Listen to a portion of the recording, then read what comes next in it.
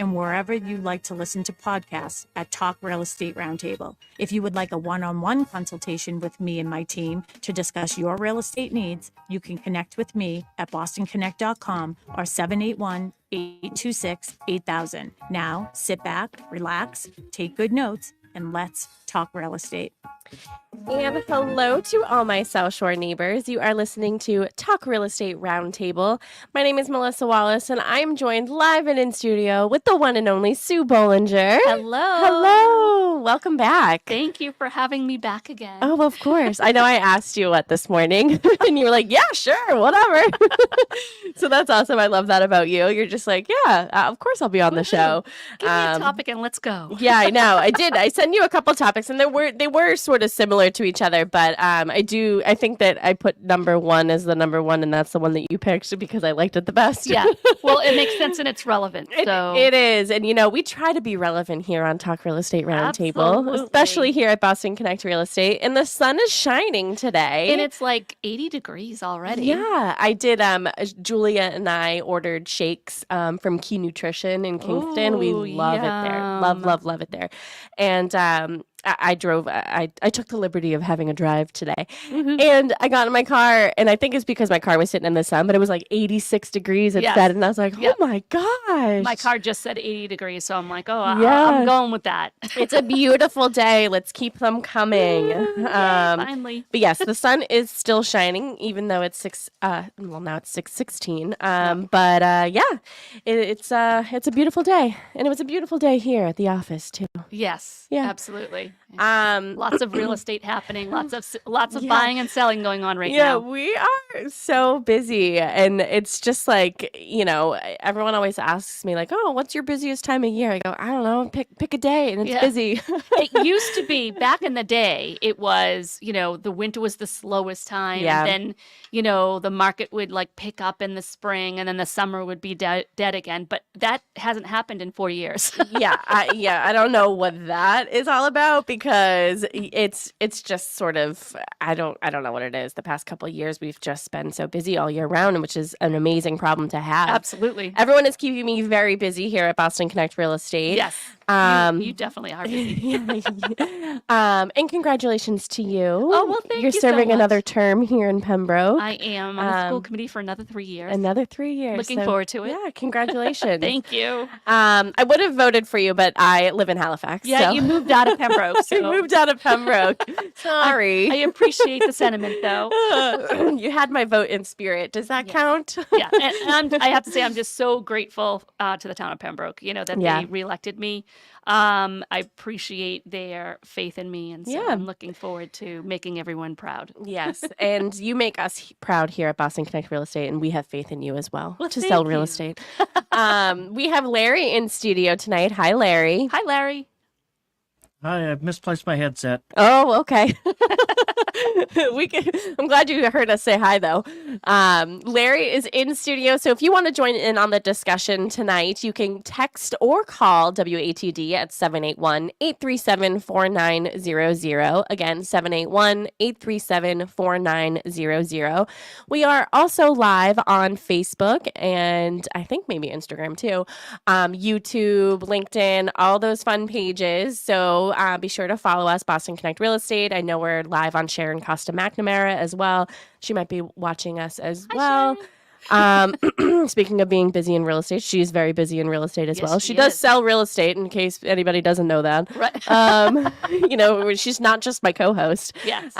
So she's busy dealing with some offers, which is great. Yes. I know they have a couple closings this week, her and Mary. So, they're on a roll. Yeah. They always are, though. Yeah, they are. Great team. But I did ask you to go on the show with me tonight. So you've been on the show before. Yes. I want to give you a moment to reintroduce yourself to all of our listeners in case they didn't catch one of your past shows with me. Sure. My name is Sue Bollinger, obviously. Mm-hmm. So I've been selling real estate for over 20 years. Wow. I'm not even going to start with like how many more than 20 because now I feel like I'm just old. So. Over 20 years. Over 20, I'll just say that. And I've been a full-time realtor for all of that time. So I do this full-time. It's my passion. It's my love. I really, really love working with both buyers and sellers. Mm-hmm. So I do both, like sort of 50-50. Mm-hmm. Do you have a favorite child? A favorite? either buying or selling, helping buyers or sellers. I actually really, really love being a buyer's agent. I knew you were going to say that, which is why I knew you were going to pick this topic out of the 5 I sent you today. Like, that's why they were all sort of geared towards buyers, because I know that you love working with buyers. I do. I love it. It's like one of my favorite things. Sometimes it takes 2 years to find a house for somebody, and I don't even care because I love it. I love, it's like a whole process. I become part of the family. Yeah. I've said that many times with my clients. Like, now I'm officially a member. I've worked with your mother, your sister, your aunt, and now I'm a member of the family. Now I'm a member of the family. So, yeah, but it's fun. So I'm sorry, I'm distracted. My mother, oh my gosh. My mother said, I have a favorite child. Ha, ha, ha, ha, ha. And then she says Charlie, which is her cat. Oh, no, Charlie. I thought it was going to be me for sure. Well, the pets are sometimes favorites. I know. So I kind of understand. I only have pet children, so they're my favorite, I suppose. Yeah. I get it. And I could see your gears sort of turning because you have, 4 kids? I have 7 total. 7 total. So you were like, do I have a favorite child? I'm like, no, buyers or sellers. Yeah, no, 7 total between Paris and I. But so 4 that I've been raising for the last 3 that are complete. They're on their own. So. Yeah, they are on their own. Yeah, they're married and all that fun stuff. So tonight we are going to be talking about buyers, but we are going to be talking about some of our top considerations when buying a home. It's not just what's the price, it's also what goes into that price. Yes. And I know that you've purchased a home in your lifetime. I just recently purchased my first home. And it is not just the sticker price. It's really not It's just not, and we're going to sort of dive into it a little bit, but it's not just saving, money for that down payment. It's not just saving money for your closing costs. It's what happens after the closing day. Absolutely. Those are things that you have to consider as well. And it was my meeting with Jasmine. Jasmine Glasgow from Maritime Mortgage. She was on the show with Sharon and I on Saturday. Yes. She was my loan officer, and it was my meeting with her where she was like, all right, it's not just about this money on paper. It's what happens after closing that you have to do considerations for. This is actually good because now you've been a homeowner for how long? Yeah. Closed in November. So 5, 6, 7 months. Yes. So this is actually perfect because I'm actually working with a buyer right now. It's one of my son's friends. He's amazing. He's so smart and you met with him here, right? Yeah. Okay. And he's so smart, and he is out looking for his first investment property. Wow, good for him. Like young kid, he's just like really on it. I'm really proud of him. And so we're starting to look at properties, and I think he came off the bat. He's like, okay, well, I'm going to buy an investment proproperty. And you have to sit down and think about okay, what is the total cost of that investment property? It's not just the down payment. You get the down payment, you get the loan, you buy the house. Then what? All of a sudden you have so many more things to think about. Yeah.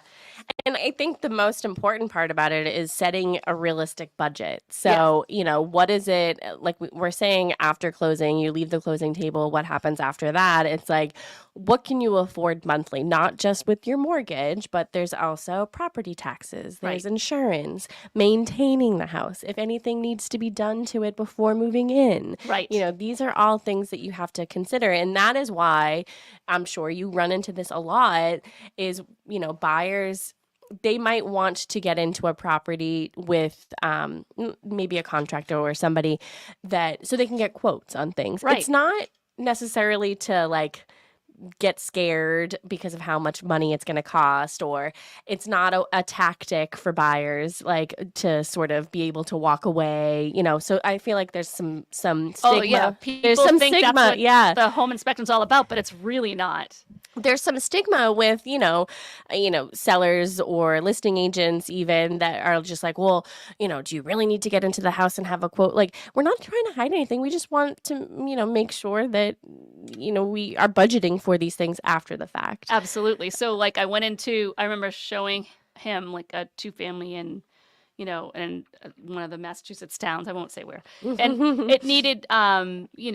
2 new water heaters, and a new one of the new heating systems was like probably 80 years old. Yeah. Still running somehow.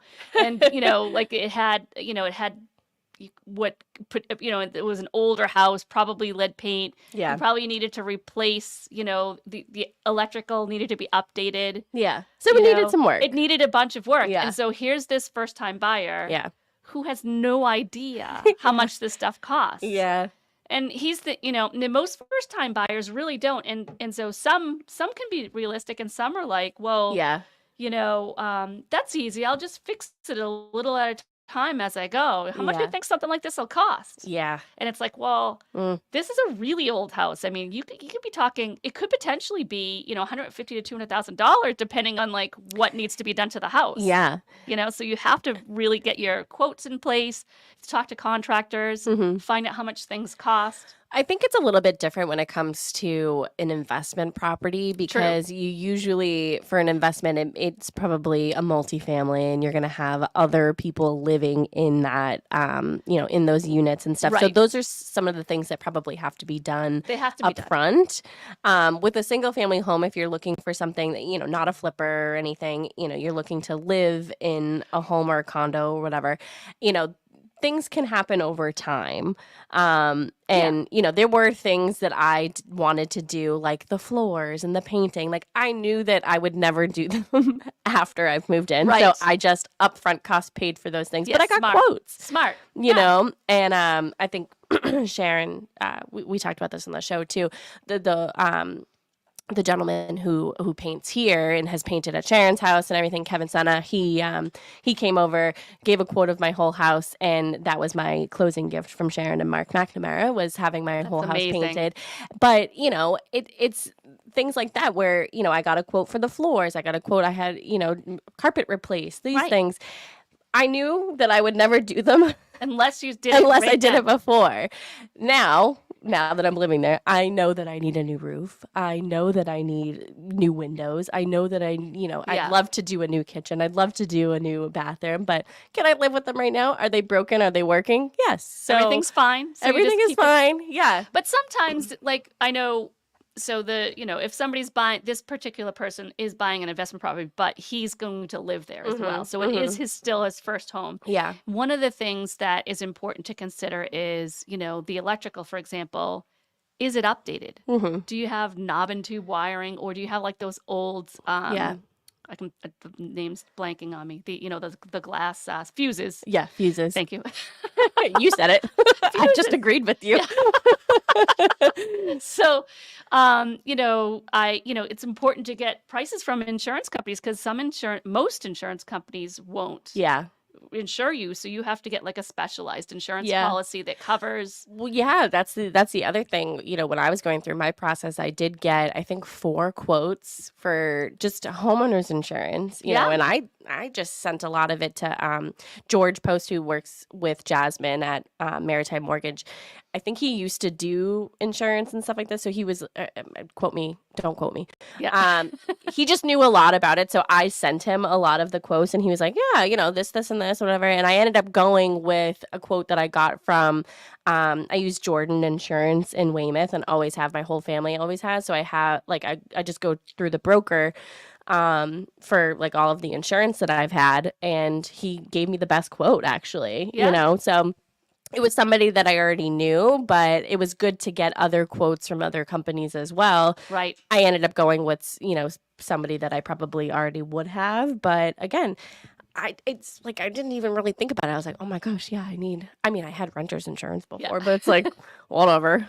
But these are all things you don't think about. You think, I'll just buy the house and move in, and it'll all be good, and I'll just have my mortgage payment. Yeah. And then I'll just have to pay the light bills or whatever. But there's a lot more that goes into it when you own a home. So you have to consider all costs. So it's really important that you work with somebody who's been doing it for a while and understands the nuances of home ownership and what certain things, where to send you for the quotes. Yeah. You know? Well, that was the other thing, It's like if you've never done something before, like, where do you know to start? Absolutely. You can't Google everything, okay? No, you can't. You can't Google everything, but that's why it's so important to have a team in your corner Right. during this process, because especially if you've never done it before, Right. I mean, it's just they know the questions that you should be asking, and even if you're not asking them, they'll give you the answers to them. Right. So it's like, oh, hey, like, just so you know, you're going to need to get quotes on this, you're going to need to get this, and you're like, oh, I didn't even think of that. Yeah, exactly. But there's so many nuanced details Mhm. that goes into it, whether it's a single family home or whatever. So, obviously there's experienced buyers, who people have bought and sold before, Yeah. and they have a little bit of an idea.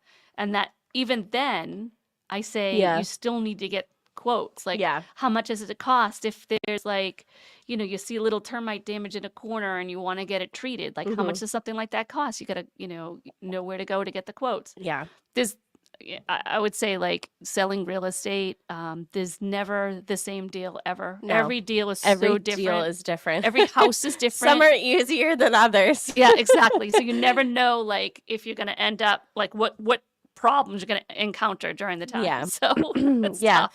But I think that you learn something during even the easy ones that are just like so smooth sailing. It's like, why it went so well. Right. Whether it's the client or the people that, were part of the deal or just anything, like, you just know, there's always a lesson in everything. Yeah, so, absolutely. And you try to bring the good to the next one. Yeah, absolutely. But yeah, I mean, setting a realistic budget, it's just not just, like I said, it's not just saving for the down payment. It's not just saving for your mortgage payment every month. It's, Right. What does the mortgage payment entail? Does it also, cover your taxes, your insurance? Right. We talked about maintenance that is going to need afterwards. Yep. So that type of stuff. HOA fee, if you Right. if you live in a community or a condo complex that has a HOA. Yeah, and if you're buying a house, for example, for $400,000 and it needs $50,000 worth of work, and you don't have, and 400 is the top of your range, you have to reconsider whether or not that Yeah. property is for you, because it's a lot of money that you have to invest in the house later. Yeah. Yeah. You have to really look at the overall cost. Well, I think that the most important thing about buying a house ever is understanding the true cost Yes. of homeownership. So, like, 100%. understanding what it really costs every single month. And I know that's hard Yeah. to budget out. And, like, even for me, I had actually reached out to Jess Page, who is a full-time realtor here at Boston Connect Real Estate as well. She lives in Halifax, the same town that I do. And I tried looking on the website and I couldn't figure out, like, when the water bill, like, I'd never gotten a water bill before. So I Right. didn't know. I thought it was going to, like, I pay the water bill here at the office. So, like, I know what that costs, but there's irrigation here. There's stuff like, but it's like, I do my laundry. I take a shower at home. Like, I don't take a shower here. So I was like, I don't know how comparable it'll be and stuff like that. And Right. I had asked her, I was like, do you know when we got our water bill? And then literally the next day I get the water bill in the mail, and I was like, I just like opened it really slow. I was like, oh my gosh, what is it? It was like $73. Oh. I was like, okay, I think I can swing it. I think I can swing it. Try doing that with an in-ground pool when you have No. to refill every, That makes me a little bit grateful that I don't think I can put a pool in my backyard. Not good that I to can have a well. afford to do it right now. I should not be doing a pool before a roof or anything like that. But yeah, I was like, oh, I think I could swing it. I think I'm Yeah. okay. So, Yeah, but these are things exactly. that, like, you just didn't know, that those were sort of the unknowns. And one other important thing Yeah. that people should consider is, how big is the house? Mhm. Because, if you're coming from like a little 2-bedroom apartment and you're moving into a single family home that's 2,400 square feet, Yeah. your utility bills are going to be significantly different.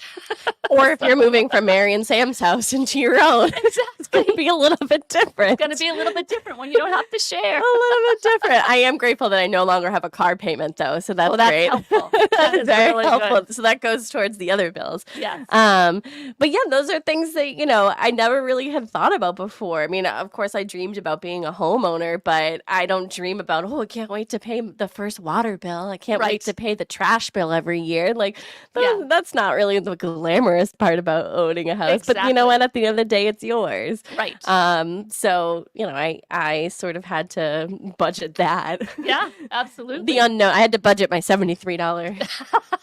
Well, $73 when when you own your own home and you're the only one responsible for the bills. I mean, that can be significant when you pile one on top of the other. It becomes an issue. Yeah, it does. It does. But like I said, I think understanding the true cost of homeownership is probably the most important part about buying a home. Absolutely. And I know that you work with a lot of buyers.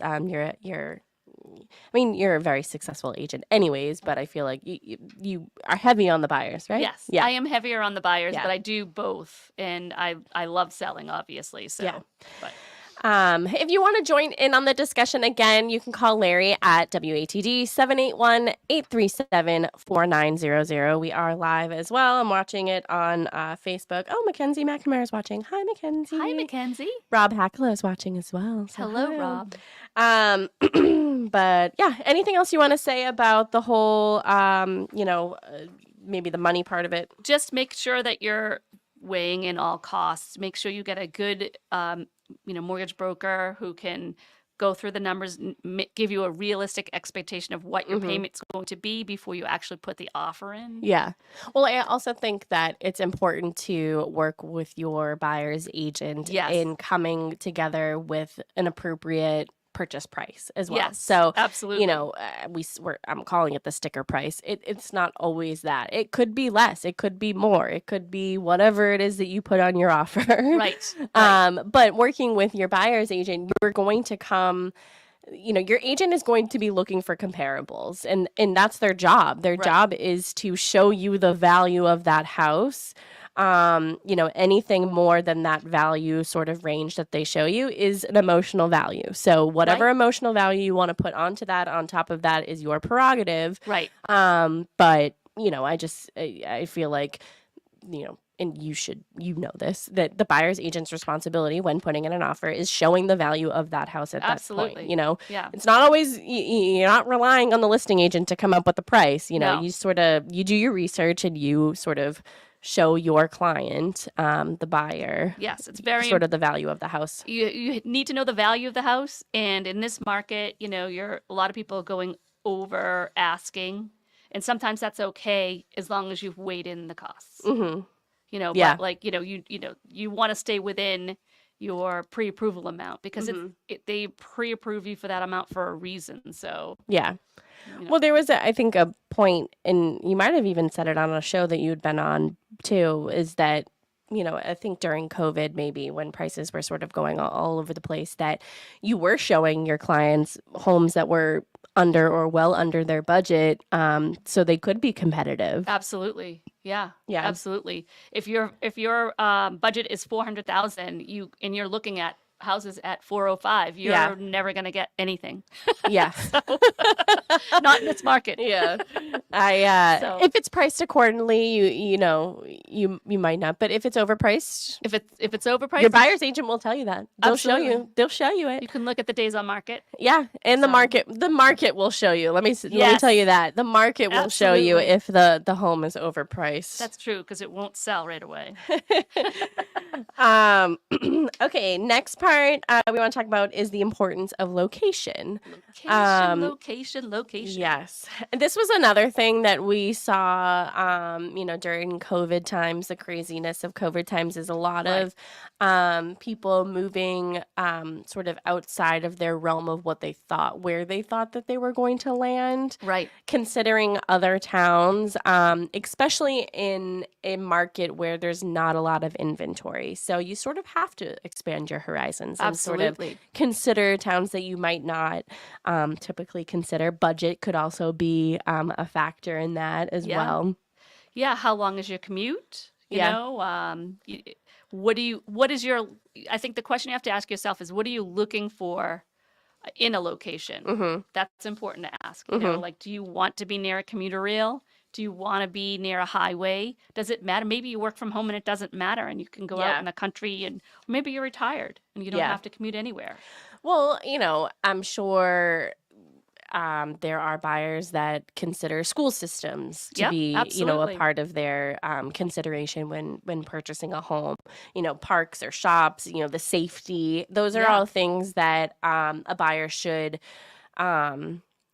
sort of research on their own. Yes. That's sort of whatever their comfort level is, you're going to find that in your own research, not from hearing from an agent or anything. Right. So, I wouldn't necessarily suggest asking your agent, oh, is this a safe neighborhood? Well, if the agent doesn't live in there and they don't, they're not there 100% of the time, they can't give you an accurate depiction of that. Nor should they. Yeah. So there's fair housing laws. Yeah. Your agent is bound by law not to discuss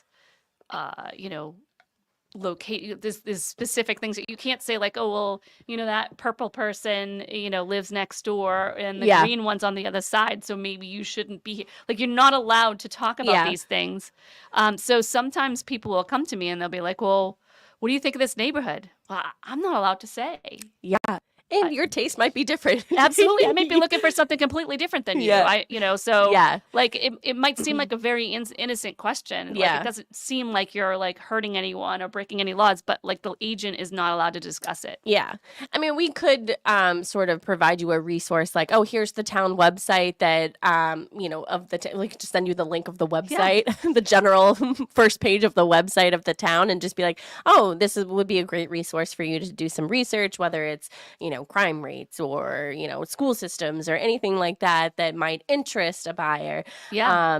Just go to the town website or go to town hall. You can always. Yeah. And I'll say these are the amenities of this town. Yeah. They have, this school system, which is ranked by U.S. reports, here, or, they have this football team that's done fantastic over the last couple of years. Yeah. Then I'll also talk in terms of value of the town. So the median home value over the last 6 months. Yeah. Or the median home value, the average home sale price. Mm-hmm. So sometimes if I can say, like, well, somebody will say, well, what's this neighborhood like? I'll say, okay, well, I did comps in this neighborhood, and over the last 6 months, the average sale price was X. Yeah. Like, that's what I can say. I can't say, like, anything really else. Also, some research that you can do is any potential additional developments that might be going in, or anything that would be around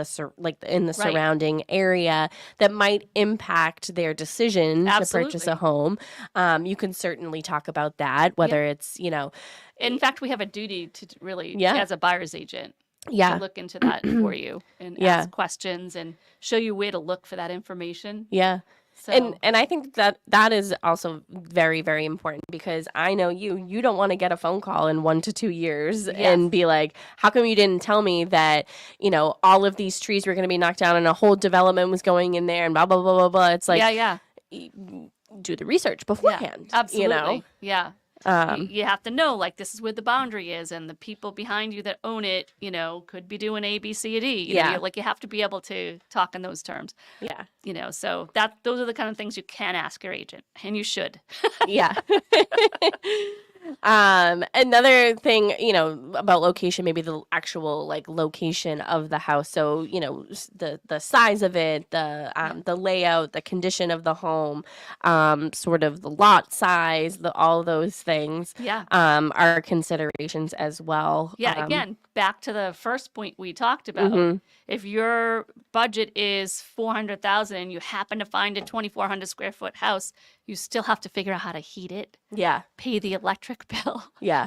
Fix up all the things that are wrong with it. So, it's important to sit down with your realtor and make a list of, what do you want out of a house? Are you someone who likes to do projects and fix things up? Or are you someone who's never done anything at all and you don't know how to fix anything? Those are really important things to tell your agent, because, you don't want to be shown, these properties that, are falling apart that need, a new roof and new siding and maybe like some sills or whatever, it has sill damage somewhere. Like if it needs a bunch of work and you're not handy and you have to hire someone to do all of these things, like that's important for your agent to know. Yeah. So getting back to location, I sort of skipped ahead a little bit without realizing. But, getting back to location, I think that, the important thing to sort of focus on for that is how it's going to affect your lifestyle. And if you're thinking about a long-term investment as well. Right. So, location is very important for those two things. So, how it affects your lifestyle and what kind of lifestyle that you want. Do you want to be in a neighborhood? Do you want to be in more of a busy, hustle and bustle type of area, on a main road, in a cul-de-sac, in a community, or, you want something private. Those are all factors that come into play when it comes to location. And they tie in to what kind of features you want. So what you should do is make a list for your realtor. Yeah. And say like, I really want to be in a neighborhood and I really like to have, at least 3 bedrooms. I don't like living in, I don't know, maybe you don't like living in raised ranches. So please only show me like, I never thought that I would buy a raised ranch. Yeah, and I did. Actually love them because you get so much more space. You know what? People are like, I don't want a raised ranch. I when I go downstairs to do the laundry and stuff like that, and right now I have a finished room in my basement, and that's sort of like the cat's room. They have free range of that room for now, and I go down there. I'm like, oh my gosh, I forget that I have all this. I was like, what? Oh my gosh. So let me get this straight. The cats have their own family room. Is that where they play their video games and stuff? Yes, that's where they play their video games. Yeah, that's the kids' room. They get their own room. Yeah, they get free range of the entire house. They think that the entire house is just theirs. So I'm just a guest there. Yeah, my kids as well. Yeah. So it's about the same. I don't know if I said it on air, but I did adopt a second cat. So so his name is Benedict, but we call him Benny. Benny. He's a tuxedo cat. I've never had a tuxedo cat before, but I rescued him from the Providence Rescue League or something. I don't know, whatever. Yeah. Somewhere in Providence. I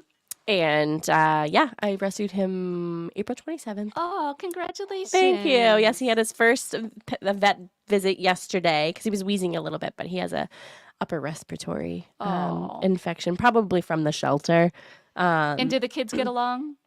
So Benny has never interacted with another cat before, and he's 3. So, and he wasn't neutered until he was surrendered. So he lived with somebody for 3 years. They decided to surrender him to a shelter in Providence, and they neutered him there. So he was a little late on getting neutered. So he's still sort of in his kitten phase. And we didn't know how he would interact with Zoe, my firstborn.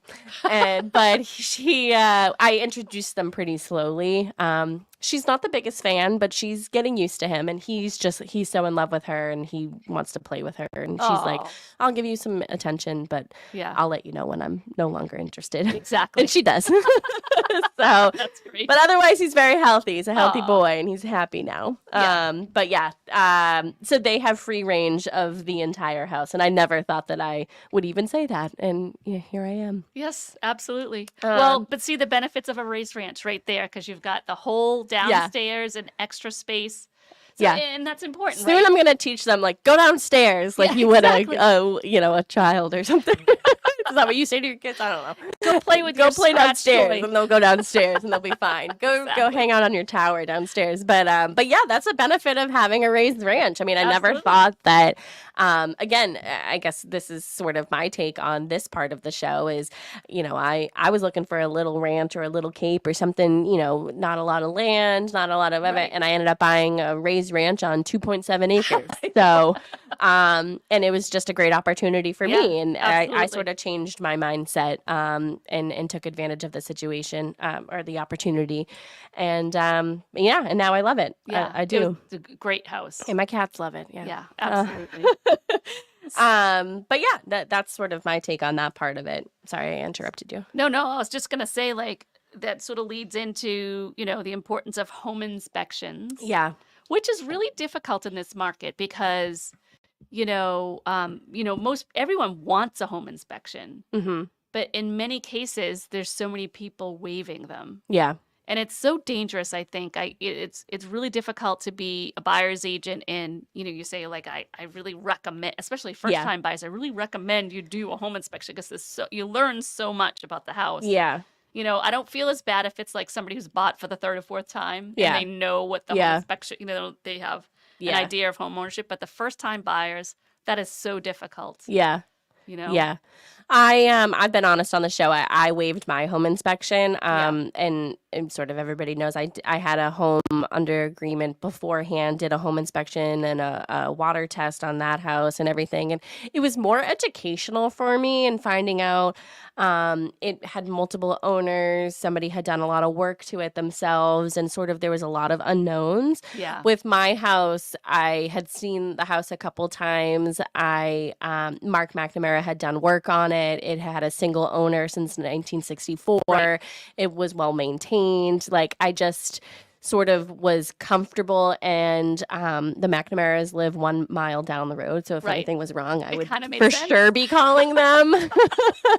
So it sort of made sense. And, the seller was kind enough to, sort of leave hey, this is what I've paid monthly for X, Y, and Z. This is the thing, this is what we did to the house over time and stuff like that. So I did feel comfortable, but mostly because I have so many people in my life that, like, I know that I can call in an instant of something, and I have called McNamara Plumbing since. So there you go. He knows the plumbing already because he knows the plumbing, and he taught me a few things. And he's actually been over twice, so he helped me right before the winter time.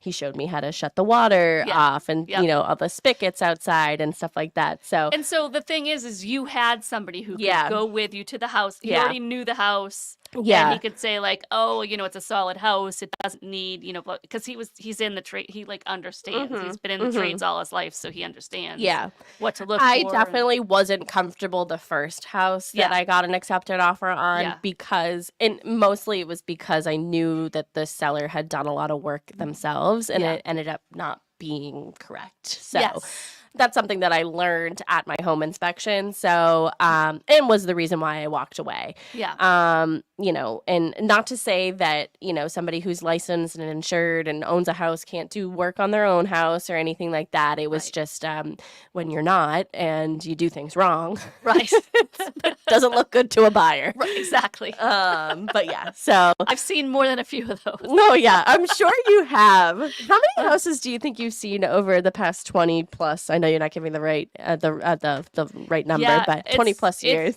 It's been a lot because it does not equal the amount I've sold. I can tell you that for sure. Yeah. It's like it definitely quadruples or more the amount I've sold. If you could say maybe in the past 5 years, we'll say in the past 5 years, how many homes on average do you think a buyer sees before they get an accepted offer? In the past 5 years, I would say. Oh, that's scary. It depends on how realistic they are about the market. So it could be anywhere from, if they're realistic and they know and they listen to my advice, I would say 20 plus. But if they need they need to learn a lesson for a while, I would say 50 plus. Yeah. So like, I might say, well, it's, a $400,000 house, but you need to go over asking if you want to have any shot, and you need to do A, B, C, and D. And I might give like all of these negotiation strategies. And sometimes it's really difficult to swallow the idea of like the things that you have to do to get the house. And so people don't really listen right off the bat. I wonder if I could make a list now. I probably can't remember every house that I saw, but I can definitely remember all the houses that I did put offers in on. Yeah. But how many did you think you saw? Over 20. Yeah, for sure. Over 20. Over 20. And that's somebody who's been in the real estate industry for. Yeah. Yeah. So. Well, I would say well over 20. Yeah. And so, I got to the point where I would pull up and be like, nope. Yeah, exactly. Nope. I still went in. I did, you gave the courtesy of still going in, and I would still be like, Nope. Yeah. Can't live there. Can't live here. Already can tell it's going to get peeling paint on the outside. Yeah. Not for me. Not for me. Exactly. We only have about 7 minutes left, but I feel like this has been a really great show. I mean, thanks so much for joining me. Yeah, this has been fun. So timing your purchase is our next part. Yes. So, I don't think that there's ever an optimal time for buying a home. Well, I think it's just there used to be. They used to be. So, like I said, in the last 4 or 5 years, it's been completely different. But before that, the winter, dead of the winter, like December, January, like nobody's out looking. I mean, there's all, I guess what I meant was like, and I say this all the time, it's like, at least for sellers, it's, the right time to sell or the right time to buy is when you're ready. So that's true. True. It's always buyers and there's always sellers. There's always buyers. There's always sellers. So like if somebody's like, oh, it's December and I need to move to Idaho for a new job. I don't know why anybody would want to do that, but maybe some people in Massachusetts want to move to Idaho. At this point, that's very possible. So, but maybe they want to move to Idaho or something, and they have to sell in December. There's always a buyer. Yeah. It just so happens that right now the market is flooded with buyers and not sellers, and so the inventory is low. Yeah. Which is really creating. Or has created. Yeah. I mean, market conditions are always a factor and influence when buying a house. Interest rates, economic, it's an election year and that does have an effect. Absolutely. Like you said, there might be people moving to Idaho from Massachusetts. Yeah. There may be people moving to another country. Who knows?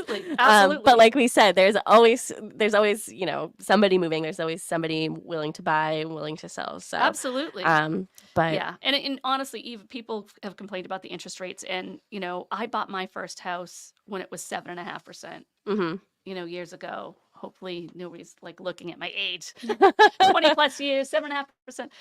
But before that, like 10 years before that, the rates were like at 12 and 13 or higher percent. Yeah. So 7.5% really is not that bad. It's really a very competitive rate. We've just been spoiled by these really dramatically low rates. So I would have loved to get one of those dramatically low I know. But that's everybody. Yeah, absolutely. But I did have a few buyers, be able to get that's awesome. 2.5% or something. Oh, lucky. I know. And they're probably never going to move. Why would anybody want to move with Why would anyone? Yeah. Unless they're moving out of the country. Yeah. Or to Idaho.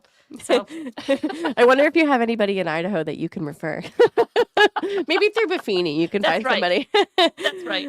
We only have about 4 minutes left. So any last sort of thoughts on this or anything you want to touch upon before you give your contact information out to everybody? Well, it's really, really important to hire a professional to help you because this is just the tip of the iceberg. Yeah. You don't know what you don't know. Yeah. I mean, having been in business for over 20 years, like I said, there's always something new that happens. Mm-hmm. You never know, like what, Yeah. So without that wealth of knowledge from a professional who's done it many times, you can try to do it yourself, but you're missing out on a whole wealth of information. So the other part that we didn't get to, and maybe you can come back sometime soon, is the legal aspect of it too. Yes, so like getting into the nitty gritty and just making sure that everybody is, abiding by the law. Yes. And, disclosures, yep. We touched a little bit upon it about, anything that needs to be disclosed that might, deter somebody from purchasing a home or whatever. But, there's just this whole legal aspect of it too that, the agent puts themselves out there as well. There's a lot of liability that you have to be concerned with as both a buyer and a seller's agent. So, hiring an agent who knows what, all of the implications of everything. And I know that you know all of the implications. So how can our listeners get in touch with you to hire you as their agent? Well, please give me a call anytime at 508, or not anytime, but 508-317-5729. You can call, you can text, or you can email me at S as in Susan Bollinger, Bollinger at bostonconnect.com. Mm-hmm. And I'd be happy to help. Give your phone number one more time. 508-317-5729. And you can find all of her contact information on bostonconnect.com as well. We're always here. Not always. We're here. We're here. We're here a Most lot. of the time. We're here a lot. So you can always stop by. We're located in the heart of Pembroke Center. I know you love Pembroke. You grew up in Pembroke. You raised your family in Pembroke. And I'm on the school committee. And you're on the school committee. You're serving the town. So we're located right in the heart of Pembroke on 19 Matakeesit Street. And that's where our studio is too. So you can always stop by and say hi to us when we're live on air. We'd love to see you. But I appreciate you joining me tonight. I know I asked you this morning. Hopefully I didn't take you away from anybody, especially any clients. Your family's fine. They understand at this point. They get it. But thank you so much for joining me. I will be back live on Saturday at 8 a.m. with Sharon McNamara, broker owner of Boston Connect Real Estate. I don't know what our topic is yet, but it's definitely going to be about real estate, and that's what we love talking about. Absolutely. So thank you, everybody, for listening, and thank you, Sue, for joining me tonight. Thank you for having me. Bye, everyone. Bye.